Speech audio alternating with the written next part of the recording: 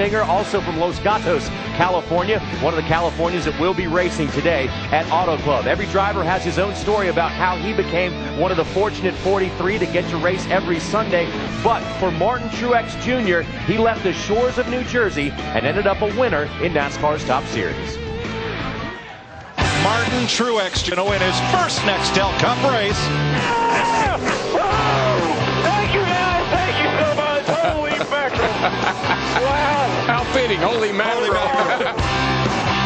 My family's in the seafood business. They've worked and owned boats since they were 16 years old, my dad and my uncles, and they started the business with one boat, and now they're the biggest producer of clam products in the world.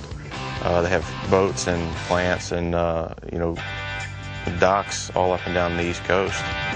Right behind us is Trump Marina. There's the Borgata Casino right over there. So we're like right downtown Atlantic City. I worked on the boats when I was in high school on the weekends to make some money, and it was a great job. One of my least favorite jobs, especially in wintertime, had to climb out on the back of the dredge. It didn't matter how rough it was or how cold it was, and there was ice on it, because if it was wintertime, you had to climb out on that thing with nothing between you and the frigid ocean below you, at all, and get out there and untie that hose to let it drop in the water. It was a tough job. It was fun. It was a good thing for me, to do it out of high school and to kind of get out there in the real world right away and have a real job and something that was tough, that, kind of tested your manhood a little bit. At the end of the trip, you're tired, you're ready to go home, you're wore out, and the last thing you have to do is pull this thing in by hand, and hang it up like this. And the boat's going forward. You can imagine how much drag there is in the water with this thing pulling against you. So it was a heck of a project to get that thing in, but we did it many days. And every time my car is a handful to drive, I think about pulling that tow rope, and I just able to go right through it. Already, snappy loose compared to everybody ahead of me. All right, open up a little ground on him now. Clear by 2. Keep digging hard, man. As I got out of high school and started doing it full time, I'm like, all right, now I need to find something I'm good at, because I'm not going to make it as a professional clammer. Well, he started racing when he was 11 in go-karts and then modifieds and things like that, but he pretty much knew what he wanted to do. He wanted to be a race car driver. Worked at the shop when I wasn't on the boat. Yeah. Went racing on Saturday night, and Sunday we clamming. Clamming and racing. Paying for them tires.